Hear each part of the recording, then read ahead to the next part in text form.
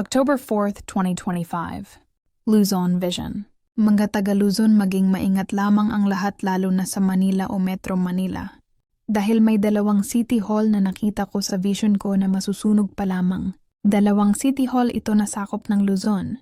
Sobrang tupok talaga sa apoy. Kaya maging maingat lamang sa lahat ng bagay na pwedeng maging sanhi ng sunog. At may bagyo na ang bagsak ay Luzon, maging handa, asahan natin ang matinding malala na baha ulit. Magbangka na lang tayo nito. Dahil yang bagyo na yan ang ulan ay malupit ang hagupit. May mga nasawi ako nakita dahil na kuryente. Huwag ninyo sabihin na normal may nakuryente sa baha dahil ito ay hindi tama. Ang kailangan ay mag-ingat at magmatyag. Lalo na isa ang Luzon makadanas ng matindi at biglaang lindol. Ang mga naglalakad sa kalsada, huwag kayo mismo maglakad na kung saan malapit sa mga sasakyan dahil may bus at dalawang sasakyan na sasalpok sa tabi ng kalsada.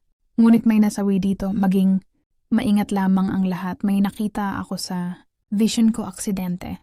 Sa train sa ibang bahagi ng Luzon at aksidente sa MRT. Maging maingat sa MRT, dapat suriin nyo mabuti dahil may pagkalala ang aksidenteng ito. Kailangan maging maingat at magdasal dahil ang aksidenteng ito ay matindi.